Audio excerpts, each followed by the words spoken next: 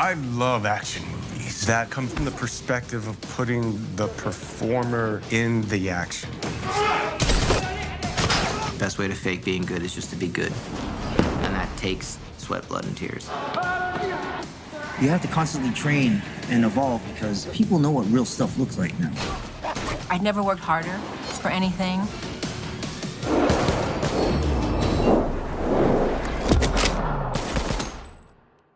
He knows a golden rule that very few even directors know. There's no separation between story and action. The story doesn't stop because you start driving a car or start shooting a gun.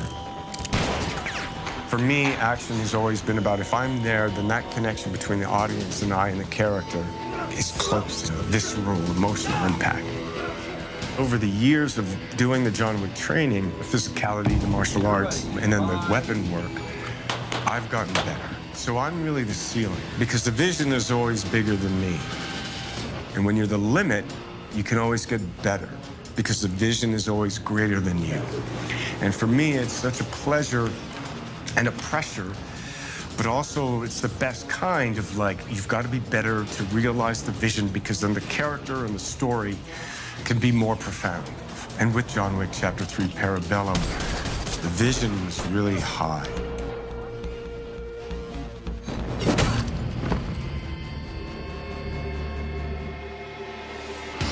Our goal is to have the actors do as much as possible, so we can have the longest takes with them in action, and then we'll jump in if, you know, insurance, or we just feel that they're not going to be safe in something like a car hit or high fall or anything like that.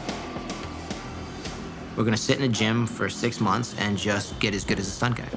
Not learn moves, but literally be trained as a martial arts stunt performer. Your own falls, your own rides, your own cars, your own motorcycles, and get in the mix. I think if there's any other action actor or actor, there wouldn't be a John Wick. I think he's the only one that can play him. He can do everything. He's just as good as any stunt guy out there. Keanu has spent over 1,000 hours with Taron Butler, one of the best three-gun firearm champions in the world. He's spent thousands of hours with the 8711 stunt team learning judo, jiu-jitsu, sambo, and all the arts that come along with it. Not just the art form of martial arts, but the choreography sense of it, the endurance sense of it. And being over 50, the physical limitations that one gets at that age has to be overcome with even more hours of physical fitness training. It really was one of the hardest, if not the hardest, physical stories I've had to tell. Because there's a lot more action in Parabellum than there is in the other two films.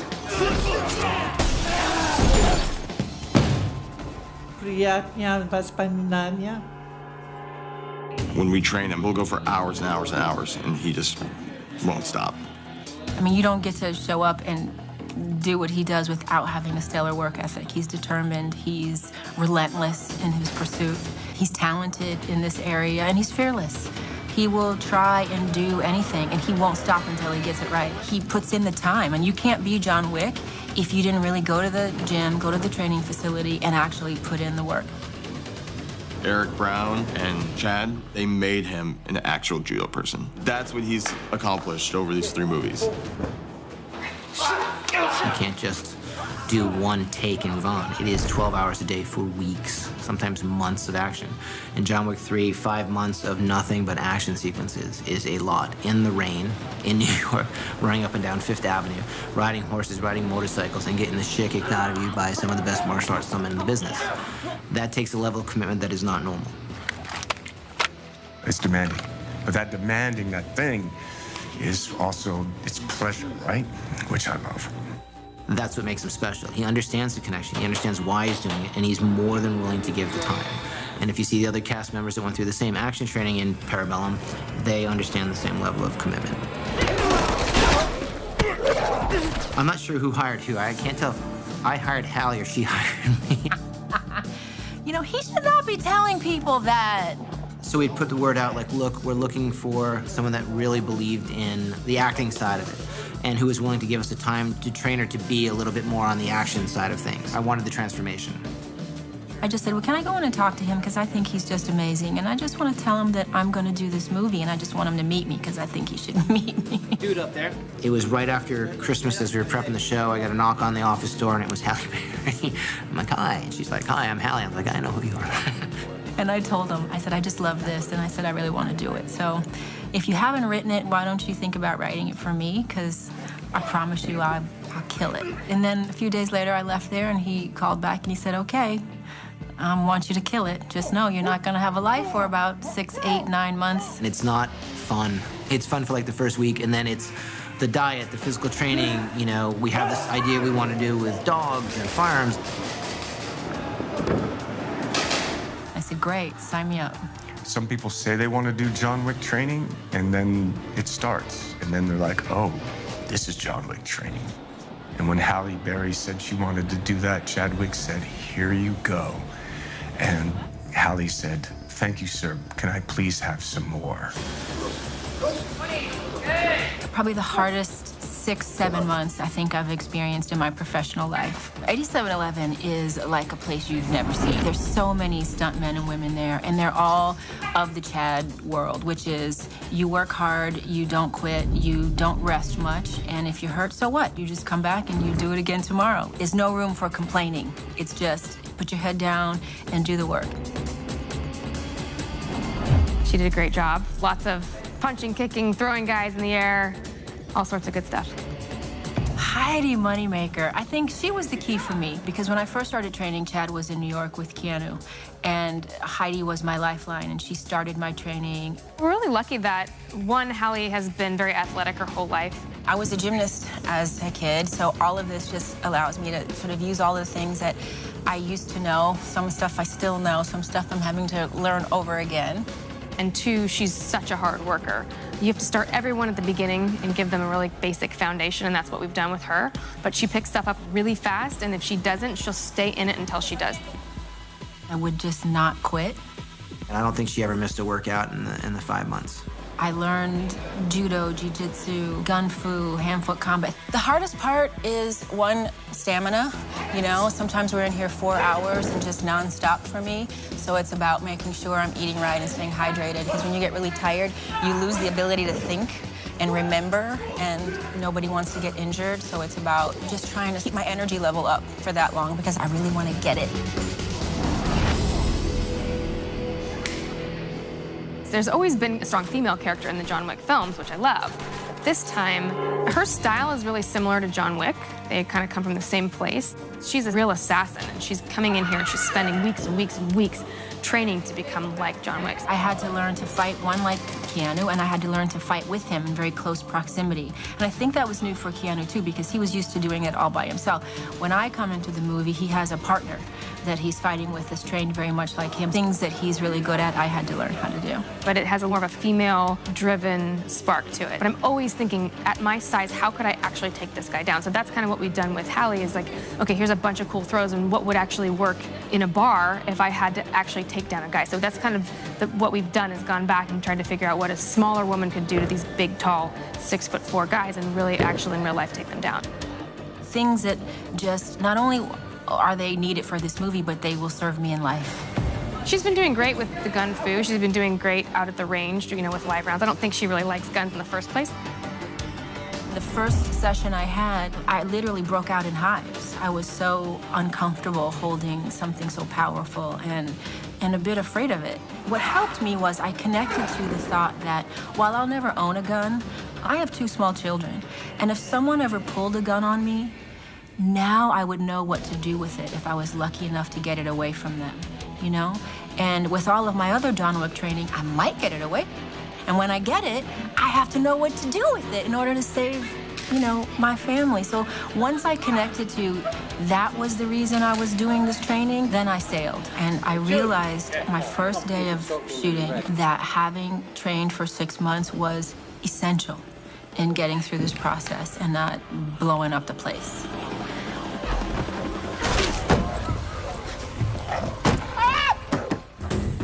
They're willing to put in the time to become the character. Really worked really hard for months and months. It's just taking that time to constantly hone your skills, create new ones, just move on from there. And now I think I have the bug. Like, I just want to keep going and going and going and going. John Wick, excommunicado. 3, 2, 1. When we were finishing chapter 2, I was like, okay, the park, John is running for his life. Let's get John on a horse. Chad was like, yes. What better to be the modern day cowboy than a guy in a three-piece suit shooting guys on a horse? And it was not only what we wanted to see, but then also we got to respond to reactions from the audience of what they might be interested in. And it turned out that those aligned.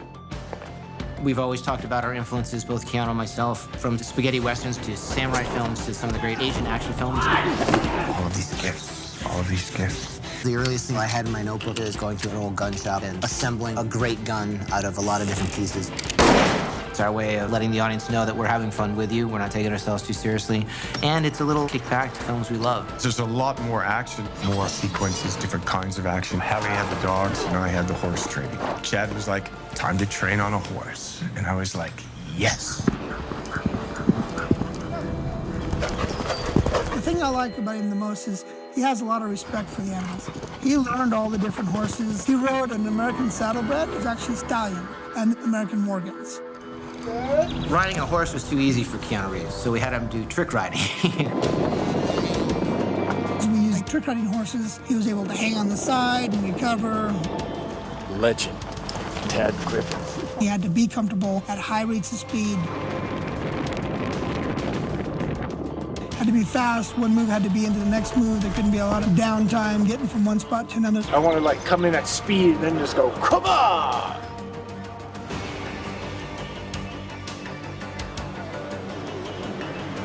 Chad asked Scott how to come up with different scenarios that a person in a close fight could actually use horses as shields and as weapons, and ultimately as a getaway.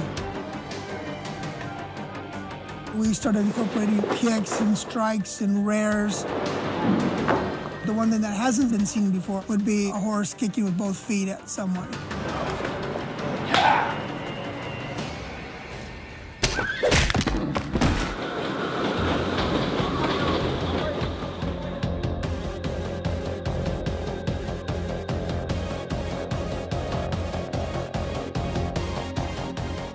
We had to figure out ways to actually make it safe and convenient for a horse to ride through Brooklyn with Keanu Reeves in charge as he's hanging off the side and underneath the horse, shooting bad guys on motorcycles that were trying to pull him off a horse. Everybody feels the need to really bump up the action, to set itself apart. Difference being, this is real. The only production foolish enough to try and do a horse chase through New York City. There is a number of shots that I didn't know if we would ever be able to pull that off. The Humane Society said you cannot have horses running on that kind of a surface. And so we put giant rubber pads down that covered the entire street. There's no street in Bensonhurst that has random rubber mats everywhere. Not even in New York does that happen. We then had to take them out digitally, which actually meant complete CG replacement of the roads.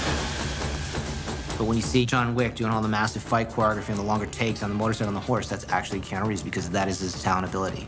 We push him to his limits and he operates or performs at his limit.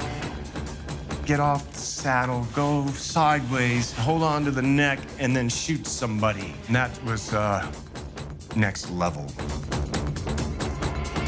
The idea was, how can I do these tricks and be safe?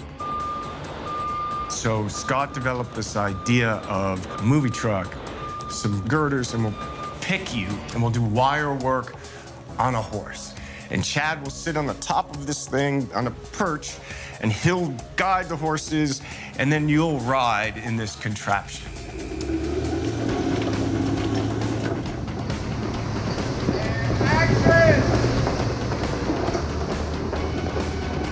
We didn't have to do it 100 times because he'd already perfected it. When they rolled cameras, Keanu nailed it. You can't fake the training. Watching Keanu gallop 22 miles an hour through traffic is pretty extraordinary.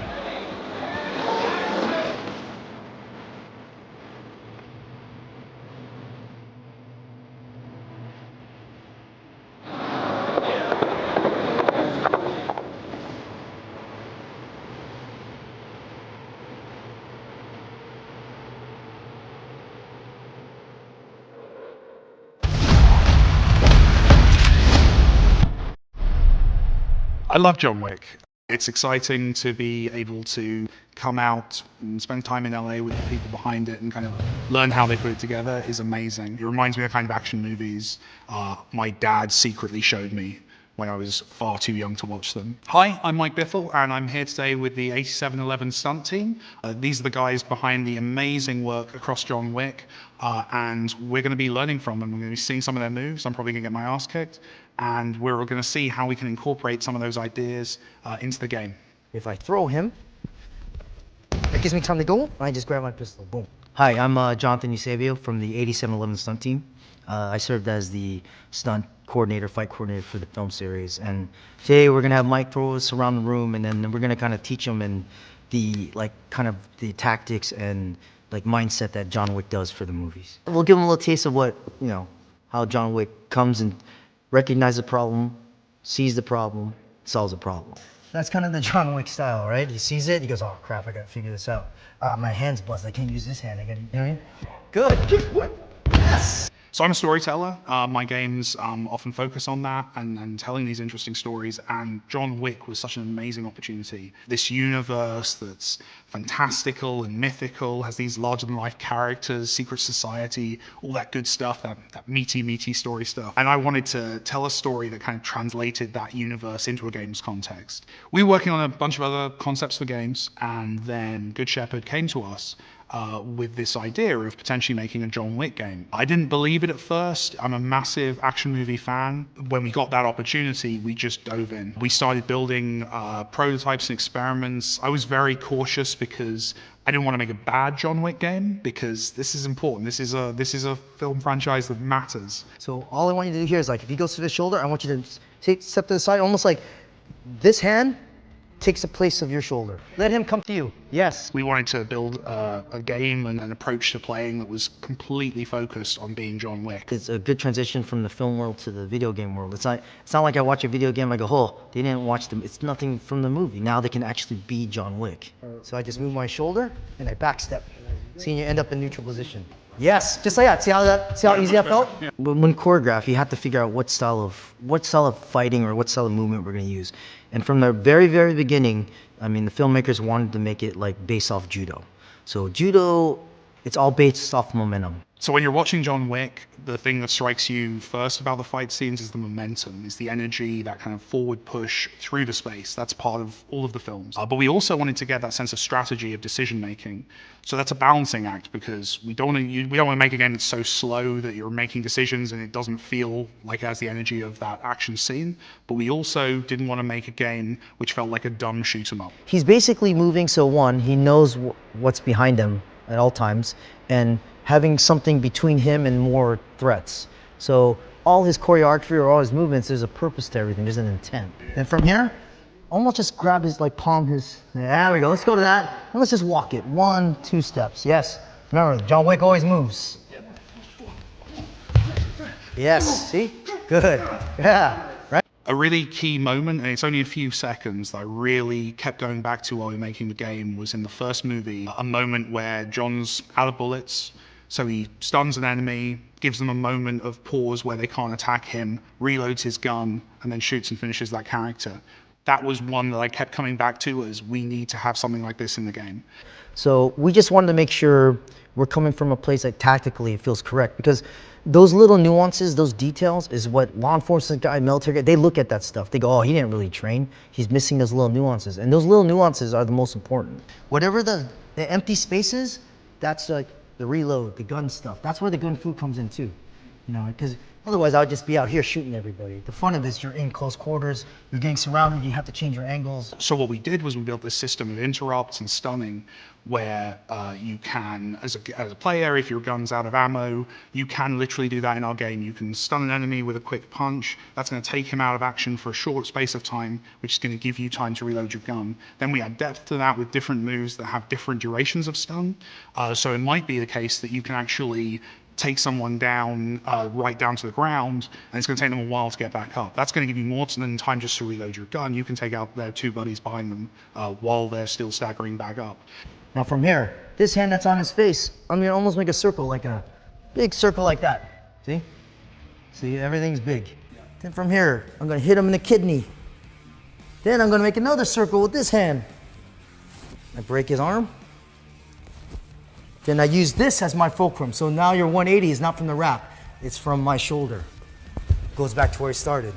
The replay was something, it was actually something that came from Lionsgate Games and from the filmmakers, was that they were seeing this game that was cool and strategic and kind of let you play as John Wick, but crucially you weren't getting the experience of being John Wick in the movie.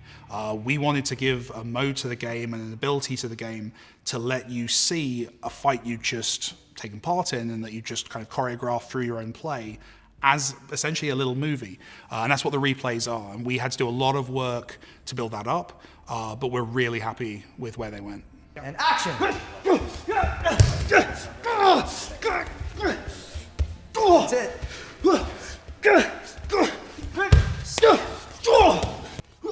Nice. Awesome, dude. That's great. Thank you so much for your time, man. I appreciate it. Pleasure, man. Pleasure. Oh, I'm tired. I'm tired.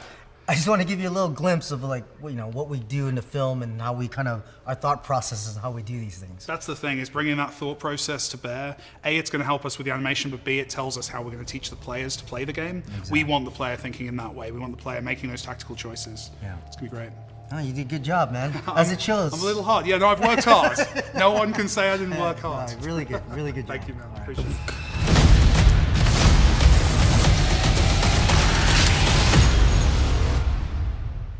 And do you feel like Mike and his team got that right? Oh yeah, I'm loving it. I kind of want to play it right now.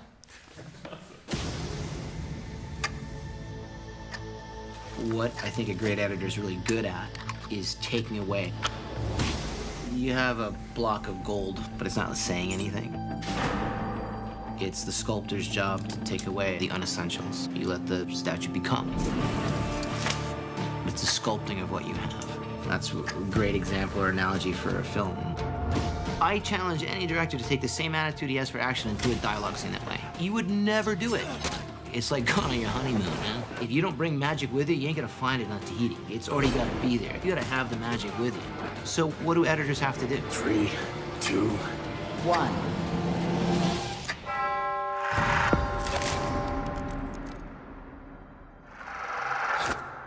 1. Directors, we fall in love with our own work. An editor is trying to love your work as well, but he's also trying to push the story through. You'll constantly hear in the edit room, shouldn't that be a little longer? No, we got it. We want to get to the meat of the scene. I think that's where editors have a different vibe. I'm constantly amazed how, when they were written, certain scenes mean or were meant to say something, and how Evan can take them and mold them into something slightly different that keeps the pacing going, uplifts, accentuates something we're trying to say in the story. Welcome to the Continental. There are magical cuts. You'd be surprised how much 3 frames can change a bit of choreography. It is a big deal. I do my pass, Evan does his pass. You'd be surprised how close we actually are in finding the frame. For an action scene, there are a lot of considerations that go into where exactly I cut. I try to take each take as long as I can until something breaks. I'll try to find the best take from the best angle so I can see the action, see what's going on, really highlight all the sets, the choreography, the lighting, make sure that all the work that's gone into making this footage is actually seen, and then take that up until I need to cut. You're always searching for the great frame, but it's pretty obvious where the shitty ones are. We have 19 little action set pieces throughout this thing. If you were off 3-4 frames on every edit, that changes not just the action sequence or a fight or a movie, it changes the movie. It matters a lot. Editing is meant to augment a good take, a bad take, or to bring something else out of it. In an action scene, choosing the actual frame to cut on, it's not that hard. A lot of it's intuition of, okay, if I cut from here to there, am I seeing the same motion twice? Do I feel like this cut is bumping me? There should be no bump. Bump is when you realize it's an edit. Meaning, are there missed frames? Do we jump sides? Is there a lot of editing? I try to make it as organic as I can naturally. I want you to feel like you are watching my cast member do an action sequence. I want you to feel organic. Evan's on super early. After 2 movies, he knows how I'm gonna shoot. He knows what the gags are. You get like the knife fight. It's a snowball fight with knives bouncing off people. He knows what we're trying to get. If one of the triads is throwing a knife and it lands in between Keanu's legs, I want to be on the angle of Keanu where you see his eyes go like, oh, holy shit. knife just almost hit me in the balls. And then he picks it up and throws it. Then obviously you want to see the reverse of that, where you see where that knife goes and where it hits. And we will often do a cut that might work, but it's sort of right in line, and then ultimately go back and be like, you know what, I'd rather have the extra 5 seconds that it'll take to not bring the audience out with a bad cut. That vibe could very easily have been lost, even in the footage I gave Evan. He could have cut back and forth and cut out the bouncing off. I mean, heroes don't miss. Ours do. I love live performances. I love sitting in a theater. I love watching a dance performance. Most of the martial arts I choreograph are based on a dance-like structure. Sit back and watch the performance. Coming from a heavy martial art background, just sitting on the sides, I try to register through observation. At least my action editing theory and style is based on how you see it with your eye. If you go in to watch a dance performance or a musical or a ballet and just all of a sudden shifting because somebody fell down, or do you have somebody in front of your face going like this? I mean, that's the equivalent of fast editing. You're doing fast editing, it's a chaotic scene, the guy's not a fighter, and all this becomes a blur, and you're trying to get what it's like to have somebody new that's never been in combat before thrown into chaos, and that's a great way to create that vibe. Nice trick. So I approach certain action sequences from the standpoint of a choreographer. You have duets, you have solos. Most of John Wick has always been a solo. I wanted to do a duet. Through serendipitous events, we ended up, luckily, getting Halle Berry to play Sophia in the film. This is all one take. There's another guy, sees this guy coming up, shoots him, and then from off camera, doggy one comes in, looks back, sees another guy, still in the same shot. Another doggy comes in, now in the same stuff, she walks forward, reveals the dog still attacking the guy, and revolves back. Once you get into action sequences, can you get lost in it? Yes, and sometimes we actually want you to get lost in it. Other times we want you to identify where you are. In the Riyadh here, I want you to understand what the geography is to a point. You can jump geographically and in the timeline. And then we get midway, we want you to get lost in it. We get to do, you know, our John Wick sort of signature of these, you know, longer sections without also feeling like you've lost track of whichever character's not on screen. You think, again, like playing with John Wick's going different angles. He's into long range to close quarter work. You think it's a bit of an action sequence. He throws this guy down. Camera lifts up, exposes our first dog gag. It's our first edit. Taking guys down, relieve our second dog gag. Oh, look, and John Wick was waiting right there. He comes right in. Basically what you saw, even though there were 2 edits in it, was one take with 2 cameras.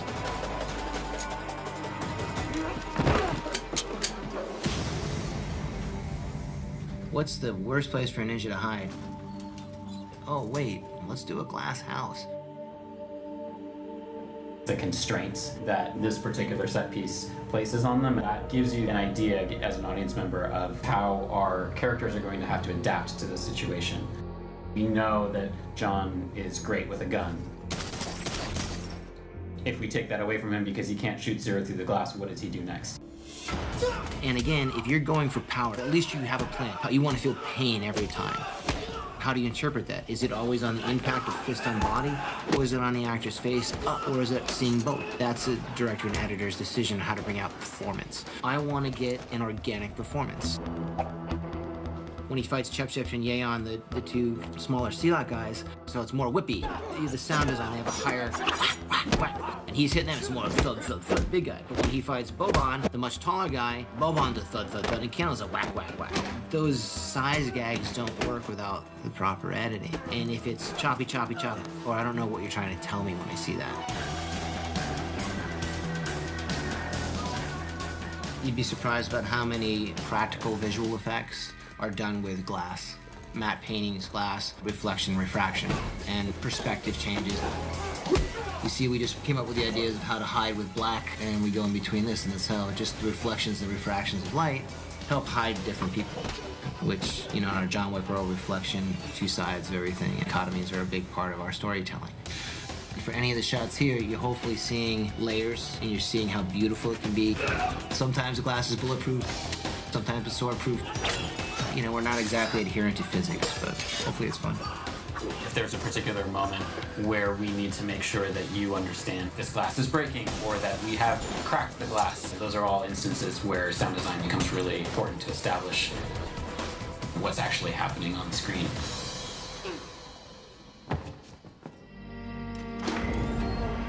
If editing is used as a creative tool, it's fantastic.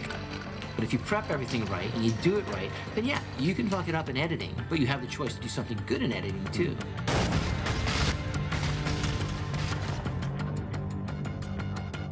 The scene's gotta be about more of just cool moves. It should be a look, a feel, a vibe. It's just like camera work. Great camera work plays. Great performances play. Cameramen do their job, cinematographer does his job, editor does his job. If you all work together, you're going to get something good. And sometimes I get stuck. I know in my head it doesn't really work, and that's when I go to Evan.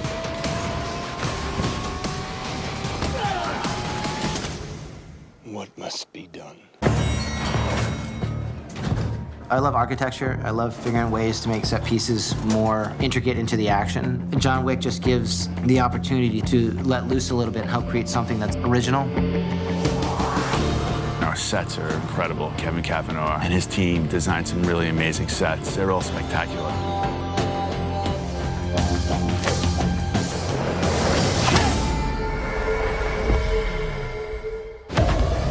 You know, in 2 we did a mirror room, in 3 we have this insane glass house that was a multi-million-dollar set, which had to be designed by engineers, and it's just a logistical nightmare. So we thought the coolest place to hide ninjas was a place that you can't hide anything, which is an entire house made out of glass. I think it's a very good reference to ninjas and what they can do optically and hide their presence. When we first got in there, like, the sets weren't built yet. We can kind of visualize it. Chad actually had the set built VR. Luckily, I was able to have a VR department that we were able to design the set in virtual reality. This is the art department for John Wick 3. Originally, these sets were 2D concept art, just drawings. Normally, the typical thing that we do in film is create a model. We'll stand around that model and view it, and then we kind of took all that data and brought it into the computer, and then actually have digital versions of them that we can explore before even one nail gets hammered on the actual physical sets. So I was able to design a couple ideas and have Chad come into the art department and put on the VR goggles and see if he liked some ideas that we were experimenting with, and have the stunt coordinator come in and the lighting, Dan Louston, come in and talk about lighting. So the virtual reality was a big part in the design aspect of the set. The ideal situation for this is to have something like this on a soundstage and being able to walk, explore, and plan out your scenes.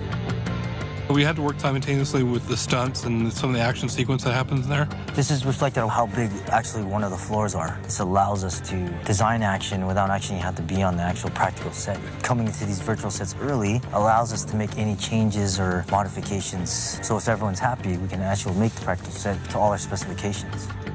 Chad had me put on these VR glasses, and he had the whole set in there.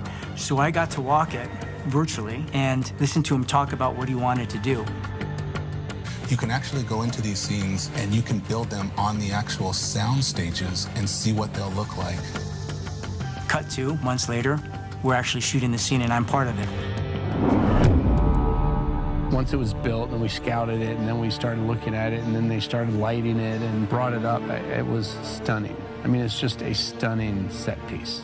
The glass house is amazing, that design of that set, and that's lit with only LED lights. I think we empty more or less New York for thousands of feet of LED lights. And that's a fantastic studio build as well. Glass house is also very expensive. It's not only for set, but like real building. It's more of an upgrade to the mirror room where you kind of see the reflections and see what's going on. This one is like, you can't see anything. Just getting to where we were supposed to fight was a little bit challenging because of all the glass. A couple people actually ran into the glass, and I always made sure to put my hand out, my foot out first, because I wasn't sure. It's very spooky, but very cool. So we tried to put, how does a ninja hide in a glass house, and kind of create that problem for ourselves. The fact that we could still do it practically without VFX helping us out and how to hide all these guys within a house completely made of glass was what we wanted to do. We're playing a lot with the optical illusions, using the lighting and all the reflections and refractions from the glass. Because of certain practical lighting effects and camera angles, we could hide the guys throughout the glass house. That's a combination between you and VisFX and practical effects, because they have a lot to do. They got to erase reflections and try to shoot so we don't see the reflections. We wanted to utilize the glass house as much as possible, so we took that fight and went through every inch of that floor. What would you do when you fight in a glass house? Be careful not to break anything, but in this case, everything's gonna break.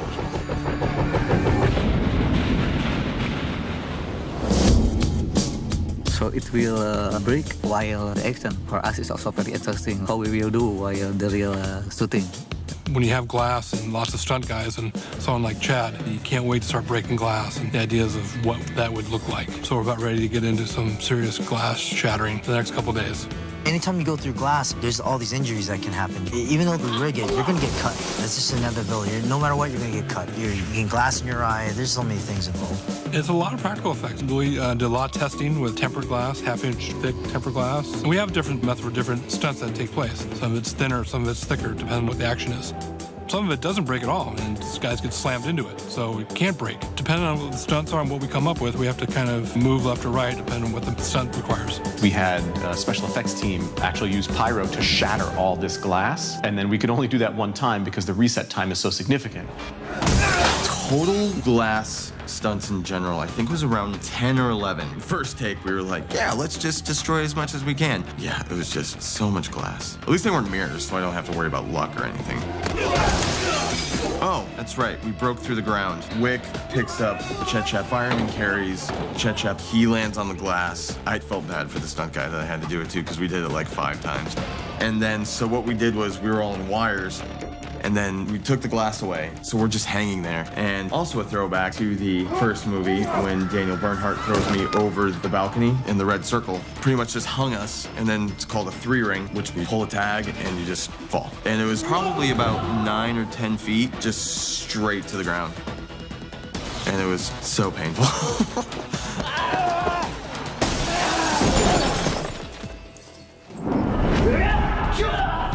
I said to Chad already, after finish with the movie, how they will do with the building. So Chad said to throw away. For us, it looks like real building. How cannot just sell to someone who want to collect? Any project made by filmmakers that love film, you're gonna see it. You have a group of people that not just love what they do, but love the type of movies that we're making. And that's why people put in the extra work, and I think that's why people on their day off come to the stunt rehearsals, because not only do they want to be a part of it, they want to be better at what they do. You know, the cameramen not just want to get there and get the shot, they want to get there, get the shot, and know so that the next time they work, they'll have more experience. They want to be part of the process, from our nondescript stuntmen all the way up to our doubles, to our cameraman, to our cinematographer, to myself, to our cast. When everyone sees everyone working hard, you want to work harder. I'll catch up to you, John.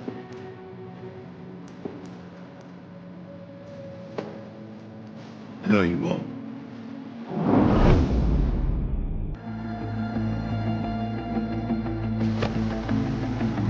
Here, let's say, good. Aww. As far as dog movies that I've worked on, this is one of the most ambitious, without a doubt. John Wick has definitely penetrated the zeitgeist with his love of dogs. It really goes back to Chad's idea of gun foo, horse foo, dog foo. To have multiple dogs that are doing this with gunfire going around, flips. Canine, human, bad guy, gunfire.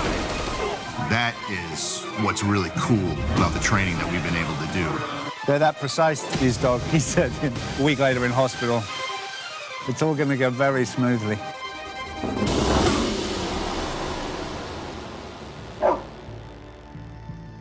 Probably inadvertently, we became kind of a dog film. You can always get bigger and bigger guns, but why not go the canine route? Chad loves dogs, and so, you know, obviously, I think was looking to incorporate that into his vision of his action. To train a dog from a smaller adolescent age to an adult, there was a way to do it so that it was beneficial to the animal and safe for both the animal and the stunt performer. Bumped into a trainer named Andrew Sensen, very famous, does all the wolves in Game of Thrones. We wanted to train the dogs in a playful way to actually become stunt dogs. We got together some of the best acrobats and martial artists in the industry. So if this was the bite, you get the dog to twist. Got them together with 5 Belgian Malinois dogs that we had went out and cast for both intelligence and physicality. Oh, I know, hi. Yes, hi. Kisses. He's older, he's 2. He's like solid. This one we have dogs that we bought at birth and had been training for 7 months prior. I mean, they went specifically out and found young dogs that were trained specifically for the movie. These are dogs that the military uses. They're like really smart, strong, agile. They could literally climb a vertical wall. Most animals are taught to calm down and not have that level of aggressiveness during playtime, for obvious reasons. See when they perk their ears like that? That means they look at food. Belgian Malinois are known for their ability to, more than just attack, to actually hit, to jump and dive and basically punch you with their nose. We were training both acting dogs and stunt dogs. Is that the dog? He likes you. So it ends up being a lot more complicated because they are almost doing two different things. Teach them how to be ninjas. We decided, well, we can't have the trainers where we always want them to be, so the best way to do it was train the cast to be the on-camera trainer. It was a real relationship that was built, and there were 5 of them. I could command them just like the trainers could command them. So I would spend 4 days a week out there with the dogs, 2-3 hours a day, and I would just go through the drills with them just like the trainers. As the trainers were learning who they were, I was learning who they were. They're ferocious looking, and they're doing some amazing stunts, but they're also really sweet. So I get a certain amount of time to just love on them and play with them. And then I have another set of time where I work with training them. When we're actually shooting, I can actually command them and tell them what to do, and they'll actually, hopefully, on the day, listen to me. Allie spent over 8 months on and off working with the trainers, to a point where when I was training with her, the trainer said to me, yeah, they treat her like a trainer. I think she really understood what she was up against, and she couldn't come in with anything less than everything she had. We've been training them since January. We're going to bring them to Morocco. We have to bring them there 4 or 5 weeks before we get there to get acclimated to the weather, because it's really hot there. Who knows what we encounter in Morocco, but this is all about being able to walk into those situations and rely on the dog to do what we've trained him to do.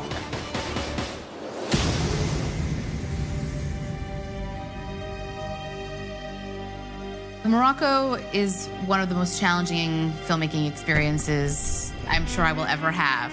Having trained for 6 months was essential in getting through this process and not blowing up the place. There's cats everywhere. And when my dogs saw cats, they went ballistic. We'd be in the middle of a scene and all of a sudden a cat would come strolling by and off goes the dog, because at the end of the day, they're animals. Their nature says, you know, go get that cat. Before every scene, somebody would come in and do a cat sweep and try to get all the cats out of the square. But Chad's takes are so long, inevitably, during a take, a cat would, you know, wander through the set, and then there goes the dogs. So Hallie would be giving commands on the day that told the dogs where to go during the takes. There's a lot of atmospheric smoke for camera, you know, a lot of different lights and a lot of different sounds. So for them, it's taken a minute to get used to it, but they're performing excellently. They've been doing a really good job. They've really trained the work with Hallie when she's needing them to do, you know, precision movements.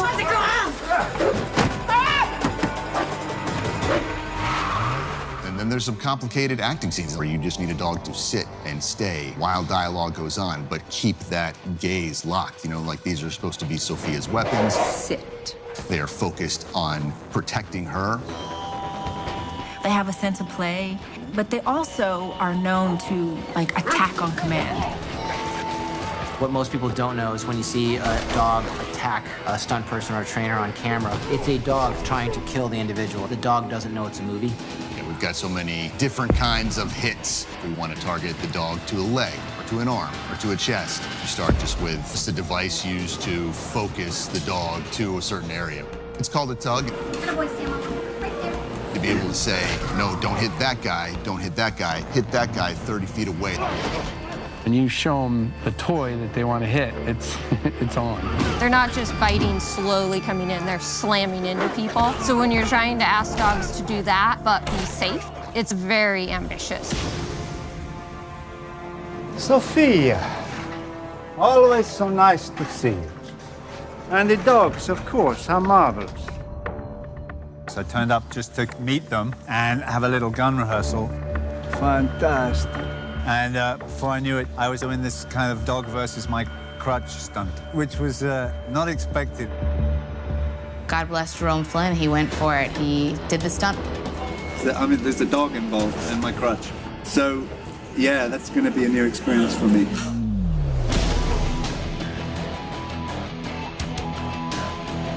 But I didn't see that coming. Pound for pound, their strength is extraordinary. I mean, I'm watching them pull a 180-pound guy across the ground. And these dogs, I don't think, weigh 60 pounds. You shot my dog. I get it.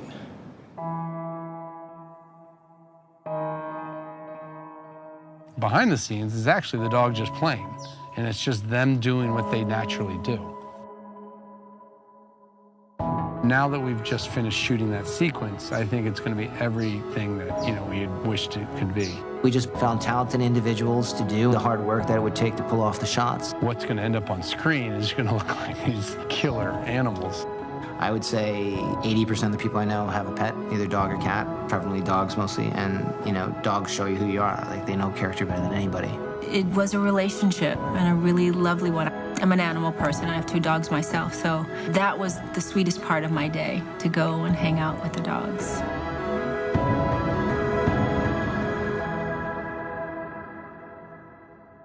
John Wick, excommunicado, in effect in 5. In our world, there's a big portion of the population that are hired assassins. 4.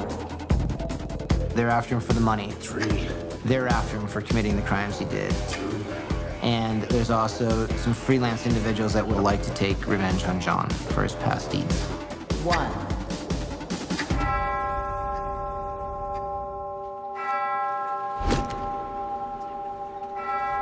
John kind of gets overwhelmed in Chapter 3. TikTok, Mr. Wick. There's probably more action in Parabellum than there is in the 2 films combined. I mean, I remember when I read the first spec script of John Wick, and I knew that audiences would immediately kind of latch on to a whole underbelly of assassins in a world we hadn't seen before. It's nice to see him fight guys of similar skill, and there's more variety in this one. I'm a huge film fan, film buff. We've always talked about our influences, both Keanu and myself, from Sergio Leone to Akira Kurosawa to Tarkovsky to samurai films to some of the great Hong Kong films, and we try to just put these references for all the things we love. So you have a movie where a guy goes and kills north of 150 people over a puppy, fights ninjas, and shoots a lot of people in the head.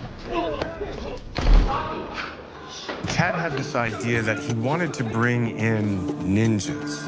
But we didn't want to call them ninjas because the John Wick fight ninja sounds a little weird. So the character's name is Zero, is played by Mark Dacascos. We were looking for who could play Zero, and Chad thought of Mark Dacascos, who has a profound martial arts background and action movie background and experience. And I have to confess that before I actually saw John Wick, a friend of mine, Michael Stratford, he said, "You've got to watch these movies. I think you're gonna like this." Cut to months later, and I'm part of it.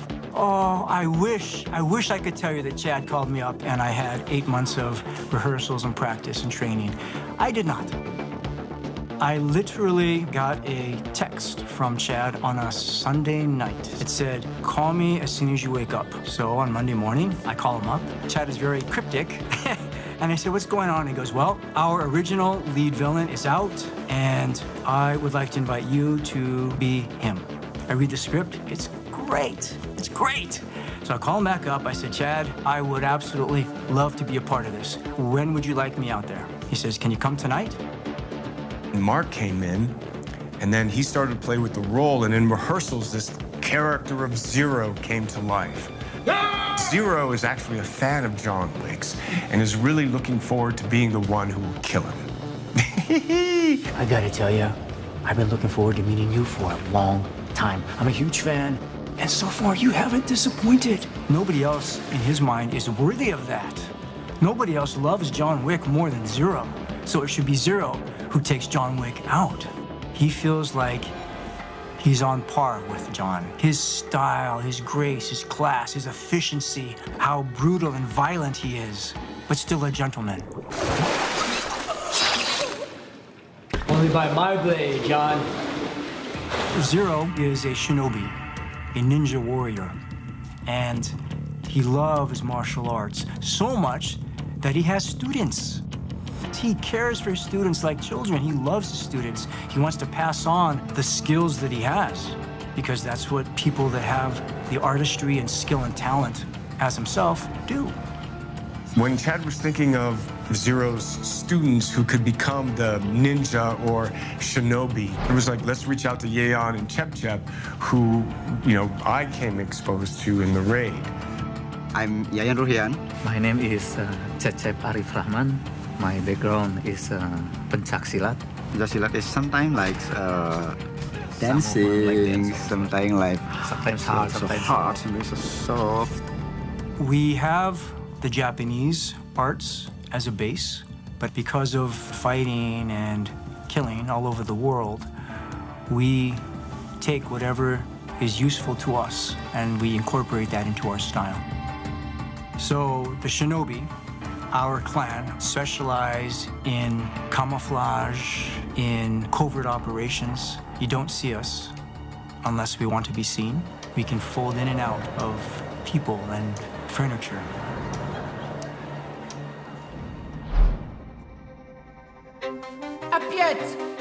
We love the theory of dance and dance choreography, which is very influential in our stunt choreography. So you'll see the actual New York City Ballet performing for us in this, and we choreograph in parallel or in reference, almost a physical metaphor for what they do. And that's why our sequences look the way they do. Chad really has a great respect for ballet and the physicality and athleticism of it, and I think because he was, a stunt person himself, so he understands what it takes to kind of choreograph those sequences. Then we put ninjas in. We'll back it up for like the last, whatever we need lead in, and we'll work with the dancers a little bit of timing for them to walk through them. And then when we get all that timed out, clear the dancers, let ninja guys come out. I think that ballet is such a good match for anything that's intense, tougher than it looks, and not for the faint of heart. I think it's so challenging, and what we do and what we portray is something so stunning and beautiful and effortless. But the work behind it, which is awesome that you're seeing this side of ballet, is the part that I think really does vibe really well with the John Wick world. We've hinted at other gangs in the Bowery King's army. It's been fun because they are the antithesis of the high table, and the high table is comfortable in their power because they've had it for so long, but they don't understand the power that the quote-unquote dregs actually wield. Long live the king. The world of the Bowery is run by myself, the Bowery King, and there's been a truce in existence between these two worlds, that they will coexist, that they will cooperate, that they will not encroach upon each other's territory, that they will basically abide by the collective rules set by the high table. The Bowery King explains in the second movie, nobody looks at the homeless. The homeless are invisible. And so they are allowed to operate and move within the city unnoticed. I'm a huge fan of Westerns, and I like the standoffs. That's why you hear the Western cues. I love duels. I think duels are cool mano-a-mano stuff. It fits very well in our world. In our world, there's a twisted code of honor and dueling and how they have to respect each other when you're that good as an assassin. In number 2, we went to Italy, and we figured, well, what's an older culture? We decided, okay, let's go the Arabic route. Welcome to Casablanca, Mr. Wick. Thanks. Well, it's fun because it harkens back to the oldest of the old while adopting the gadgets of the new. And we love the marriage of those two. Chad is very specific with the various fighting styles, and they are much more unintimidated as they face John than anyone else. And at first you might think their over-aggression is foolish, but in reality, it's what actually pins John down. He's not used to firefighting fire, which I think Chad wanted to do and did quite well. I can give you one last chance to earn a life. I will be of service. The cost of your life will be the death of others. The Ghost Recon is basically the high table's version of the Special Forces. So when these guys come in, it's like, oh, the best of the best. So actually the hardest ones for Wick and the Continental guys to deal with. They are played by this incredible stunt acting hybrid team, and just watching them work was extraordinary. It is like watching athletes or dancers who are at the top of their profession performing. So it was really great that the adjudicator gets to sort of go in, dole out punishment, and then, go back and have their tea or Netflix and chill or whatever it is that the adjudicator does in their off time while, this Ghost Recon team are out taking care of business. Need more firepower. The Ghost Recon are those out there who are unintimidated by John, by heaven or hell. These are the faceless denizens, and yet they are an extension of what the high table truly is. Because when you see the face of the high table, they're understanding, but the Ghost Recon of it all is their soul. Do what you do best. What's that? Hunt.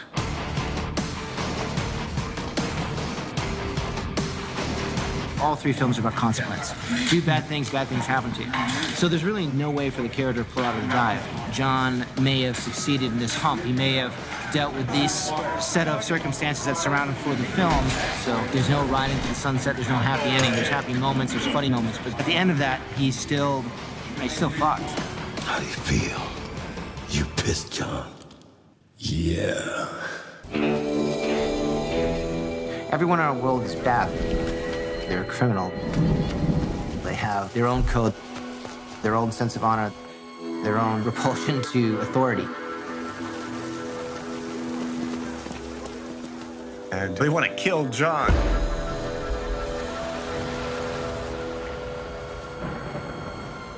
I do hope that Mr. Wick finds his way to safety. Do you expect him to make it out? $14 million bounty on his head. Every interested party in the city wants a piece of it. I'd say the odds are about even. We always talk about the curse of the sequel. You try to do something very original, that's why people like you. It's original, it's different. By the very nature of doing a sequel, it can't be as original as the original. So you have a couple choices. You can try to blow more shit up and have bigger spaceships and bigger monsters, or you expand. That's what we try to do with John Wick, just get more in depth to who he is, what his world entails, and how we show that through his own personal journey. One of the things that we wanted to do in Parabellum was let the audience into a little more of the backstory and open up the world. Everything about this movie is more, bigger, juicier. We weren't going about it on the first movie to create this incredibly different, cool, provocative kind of alternate reality. I mean, it was always a part of it, but it was not something we spent that much time on. That just kind of came alive during the making of the movie and when ultimately you watch the movie. And as we've learned, audiences want to know more about that world. That's something that's really interesting about the movies. Like, not only are you doing these incredibly well-executed, incredibly beautifully shot movies with fantastic performances, you're also participating in pretty unique world building on a level that a lot of movies don't even attempt. How can we expand the universe, the assassins, the high table, the backstory of John Wick? Where is he from? What does he do? Where is he trained? Where's the tattoo from? Where did they get the skills he does? Is it this? Is he Russian? Is he a Marine? Is he hired assassin? Is he special forces? But you must never know too much, otherwise you give too much away. I like staying a little obtuse. I think that's the fun part about some of these movies, is it's up to your imagination. So we thought we'd go a little deeper into that, where we believe he comes from, and that's what we call his vague return to his origin.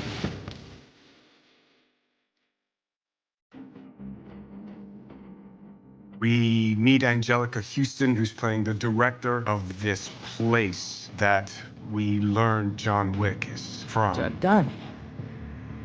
Why have you come home?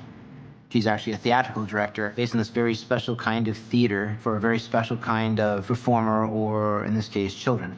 It's basically a school for young assassins. I probably, in my own time, worked my way up, and now I pretty much run this place. I think both intellectually and physically, she gives guidance to those under her care, and they go out into specifically trained to either be artists, but artists with a special skill set that go out into our John Wick universe.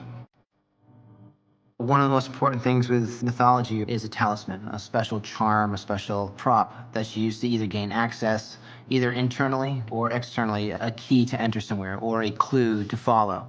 Whether it's gold coins, or in number 2 we had markers, and this one we call them tickets. When you graduate from a certain position in life, you're giving a special kind of token that acts as a ticket, and it's good for a one-way trip access. And when you're in your most need, you can come back and turn in your ticket, which gives you a get-out-of-jail-free card just one time. But the penalty is that you can never go back to your origin again. So he comes to me for an escape. He needs a way out. Your ticket is torn.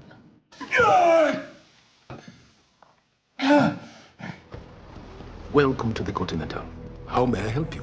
Each of the major cities around the world has a Continental Hotel, which is basically a safe zone for all criminals, where they come to meet, have a drink, and link into a service environment. We can buy guns and bulletproof suits and hook up with different messages and information and intelligence. The world and the underground assassin lair was something I had never seen before. One thing we talked about was to really show the continent on a bigger scale. Apart from the front doors that we see in the exterior, what happens behind the doors? So it's just like whatever idea we could come up with, let's just see if it works in the script. Walking into the world of John Wick I really got just totally enveloped by it, and it makes it so much easier to just be fully absorbed into the world of John Wick and say, I'm really here. Everything is in the world. Every prop, every piece of art, everything has been thought out. We had always thought that the world of the hotels was really rich and we could mine it, so it's been really fun to develop the television show, especially because it takes place in an LA Continental, so it is a completely different vibe and mood from the movies. Continental Hotel can be much bigger than your imagination. Winston is evolving and developing. He lets us know the consequences and the rules and what rules need to be obeyed, and also kind of talks about the consequences of breaking the rules. And in Parabellum, the lens is turning on him about these rules in the world of the Continental and what he did and didn't do and the consequences of that.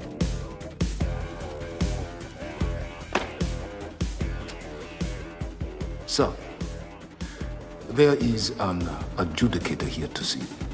We wanted to show how does the high table hit the ground? Where do they move? How do they flex their power? And this idea of a character called the adjudicator came up. Because we were dealing with rules and fealty, we thought fealty could be connected to the high table. And Continental has the rules, and that the high table could have rules, but then fealty. And the adjudicator was a character that could address breaking the rules.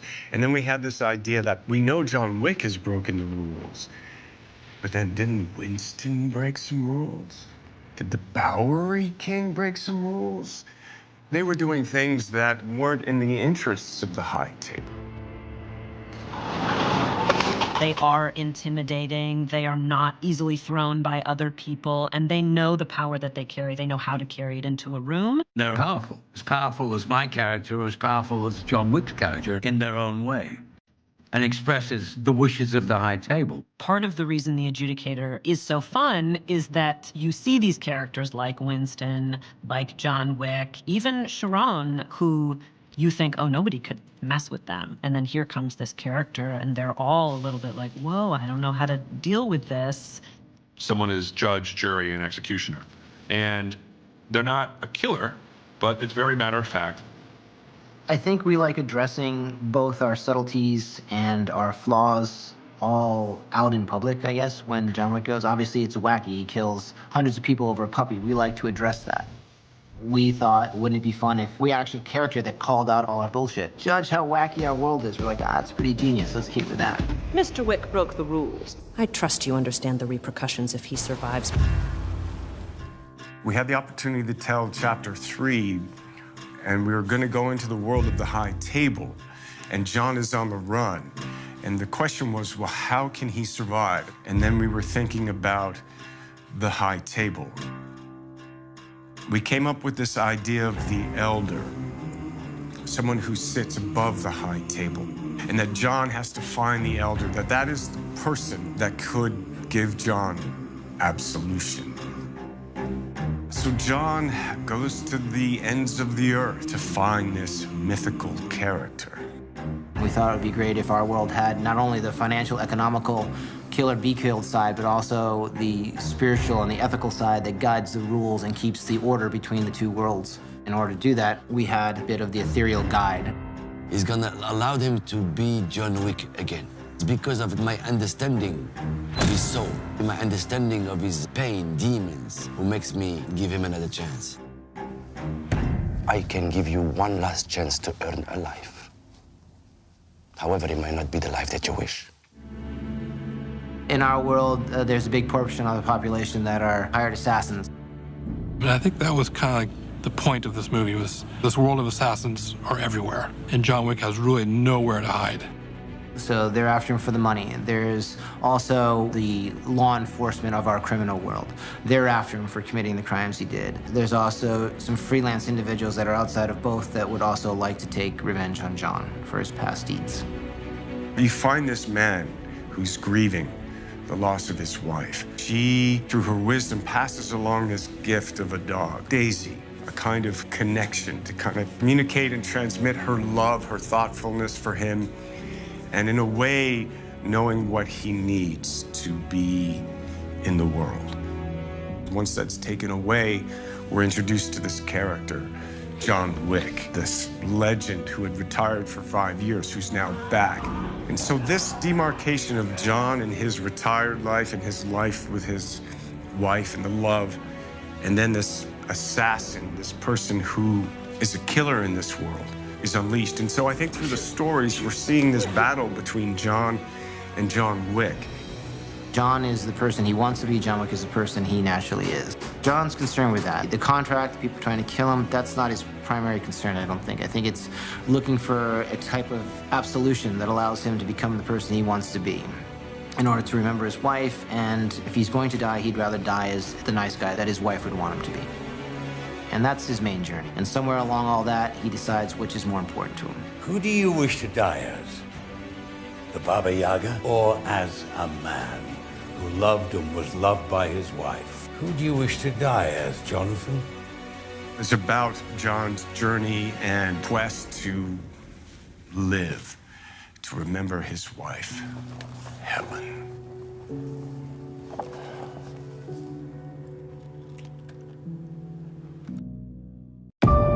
The High Table wants your life.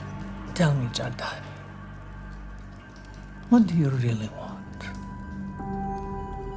Passage. We had a concept for the High Table and a character named the Elder that John would be seeking in order to try and find a resolution to ask of the table a way to live. I seek a meeting with the one who sits above the table. John goes to the ends of the earth to find this mythical character. One of the reasons why we loved Rome and John Wick 2 is, putting aside that it's cinematic, but it's such an old city. And to get a sense that when you go back there, that this world, the world of the Continental, the world of John Wick, the world of these assassins, have been around for hundreds and hundreds and hundreds of years. So we asked ourselves going into John Wick 3, what's even older than Rome?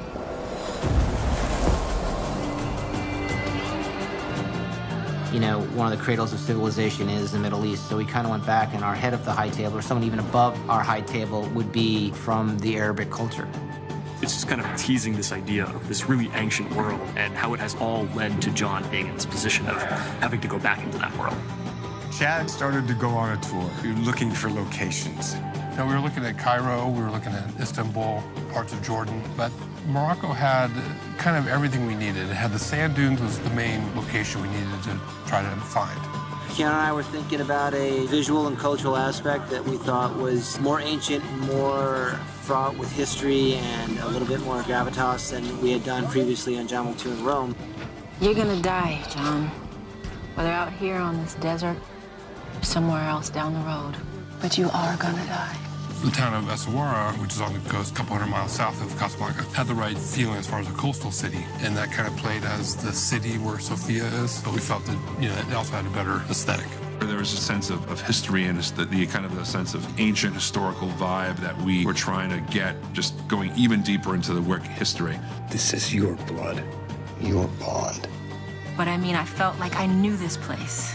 You know, we'd be walking through the square, and I'd turn a corner, and I felt like I knew what was going to be around the corner. I don't know how I knew that, but I knew that. There's a sense of being home. Enough! My character, in fact, is the servant of Halle Berry's character. Mr. Jonathan, would you be so kind as to come with me? Basically, he's the one who picked up John Wick in Casablanca and welcomed him in Morocco. I am the guy who's saying in the movie, "Welcome to Casablanca, Mr. Wick." So this is pretty cool. Thanks. Welcome to the Moroccan Continental.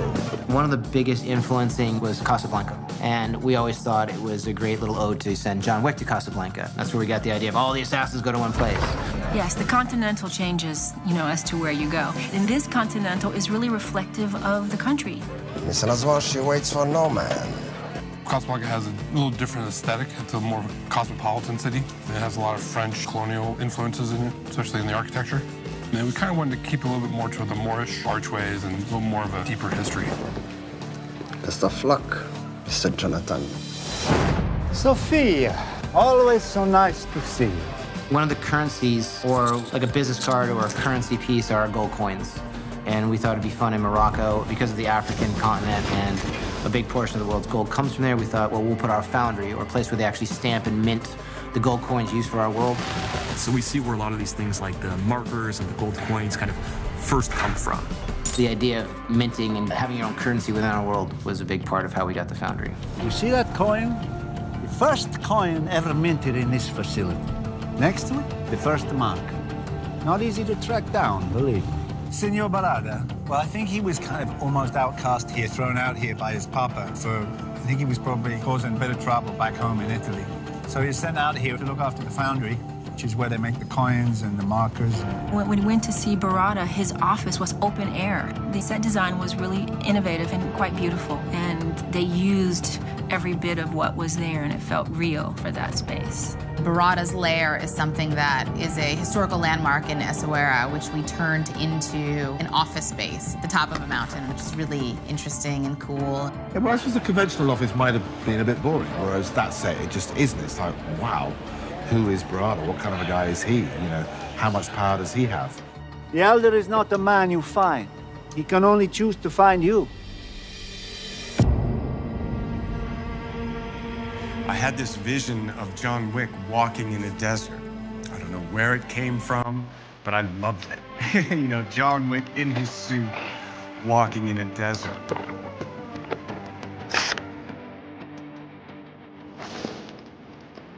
Better get going. This is a pretty memorable scene. Keanu walking across the Sahara Desert. I'd never been to the Sahara, but to go there, what a magical, amazing, profound place. It's always when you're shooting outdoors, you cannot control the sun, so you can just shoot in the morning and the evening. So try to do the wide shots in the morning and go in for close-up and then shoot wide shot again in the evenings. But it's just so beautiful, you know, just every time you're coming to the desert, it's just like, wow. This is just so amazing.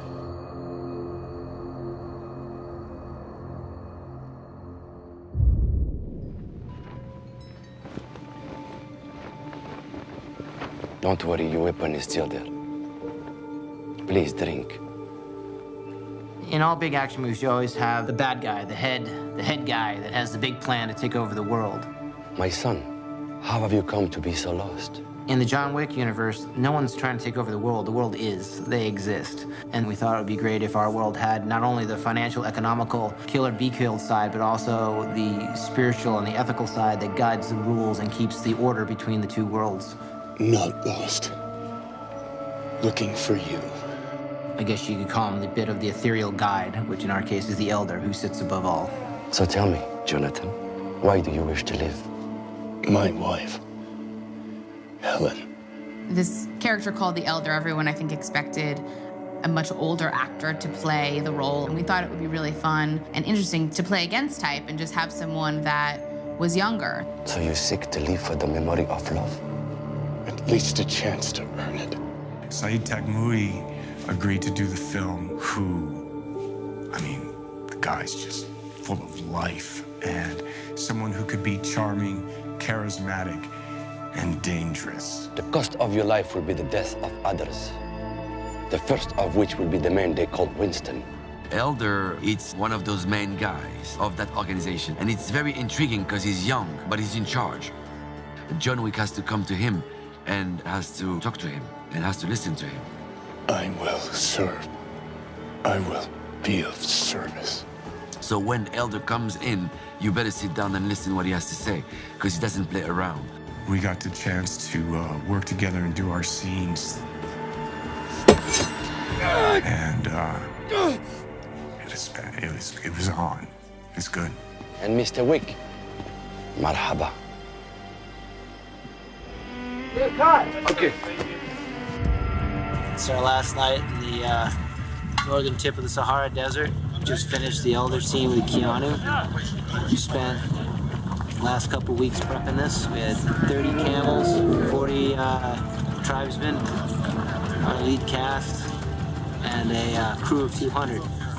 We managed to get the scene despite 2 days of sandstorms, a lot of camels, and a lot of water. And the desert loves him. We weren't sure for the first 2 sandstorms if the desert loved us. But Mustafa says the desert loves us. From a logistical level, it's been really challenging, but it was a blend of Marrakesh and Essaouira and the Sahara, which always is difficult. We had windstorms, we had unseasonable rain. We were told to shoot, go to North Africa. It never rains. You'll have perfect weather in October. And it rained almost every day. We had no rain cover. So we were constantly trying to pivot. As we discovered, there's a major rainy season in Morocco, which we did not know. That was news to us. Morocco was a rolling surprise. That we're glad we went there and it looks great, but there were a lot of things that we did not anticipate. Shooting Morocco is really beautiful, super friendly people and some amazing locations.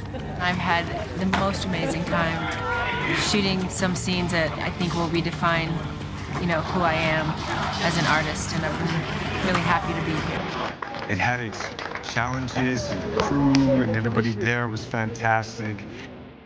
For me to be in a John Wick suit, playing John Wick, walking in those sand dunes was a moment of my life.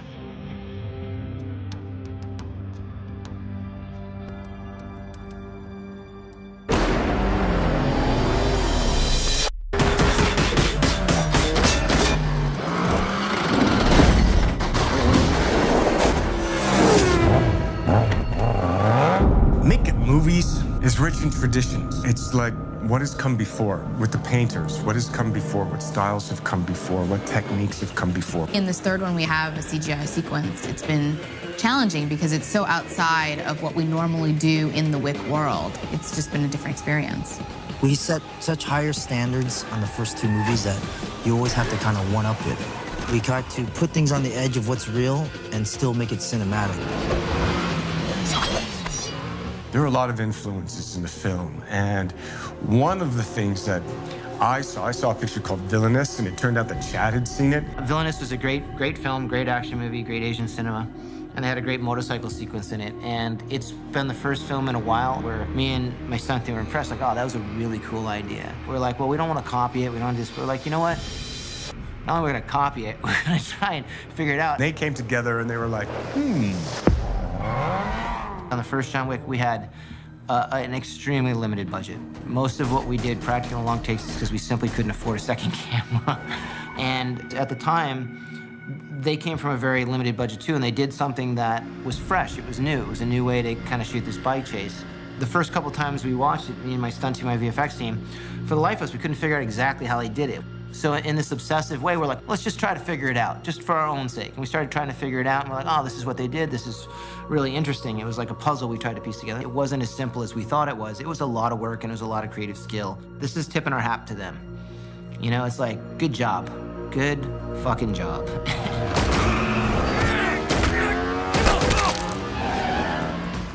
It's our first full CGI action sequence. This is probably one of the most complicated visual effects sequences I've been involved in, purely from a choreography standpoint. It's so different than what we normally do. There's more of a partnership with stunts and visual effects than people know. That way you can kind of do more low-budget stuff with using effects. I don't have to use practical effects. So I think that's an important partnership in terms of action filmmaking now. And you can kind of get these kind of amazing shots you couldn't do practically. They designed this motorcycle sequence that involved live action and in the moment, and then working in a computer-generated space. When you do that to try and make it look real, that's the challenge. Like, how do you get the vicissitude?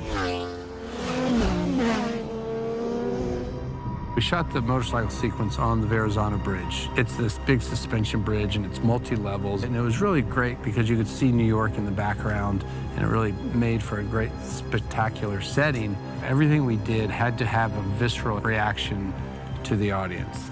When we saw that, I thought it was the concept was awesome. Like, one thing was kind of stationary, and the other two were moving, or 2 things were stationary, and only 1 thing was moving. So we're like, well, we can one-up that. We can make everything moving in the frame, so there's not really a cheat.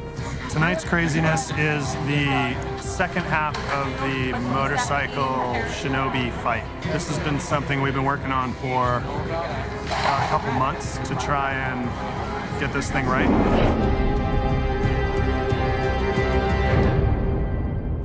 The stunt team worked out the choreography first. That was super important. You have to get the fight beats working, and then everything else will come after that. Then you start working on cameras. And then, of course, you have to adjust the fight because you want to make sure the camera looks at the right thing at the right time. We did yet another test of that where we shot it on green screen. And we realized that what the stunt team had been working on actually wasn't 100% the right size by about a couple of feet per lane. Getting over there. Well, a couple of feet per lane is a big deal.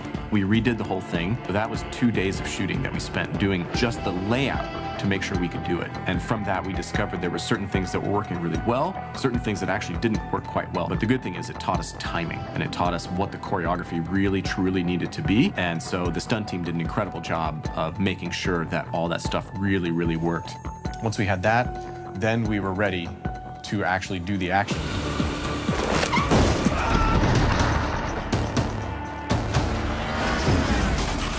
Came up with this concept of having motorcycles that were on these pivots because they wanted to have mobility, and then they wanted to move them in this green room.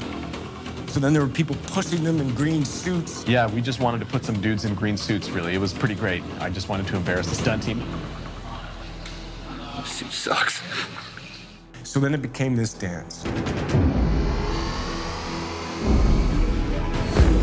It's like dance choreography. There's movements. There's a language of movement that we have to, you have to play to. The choreography is so interlaced between the guys pushing the bikes, the actual fight choreography, and the camera move. You're on a motorcycle, you wind machines, but that could move. You know? We could literally have all of the behaviors, and leaning and hitting each other, and choreography, doing the kind of reality, virtual reality, dream action sequence. So it's motorcycles with swords.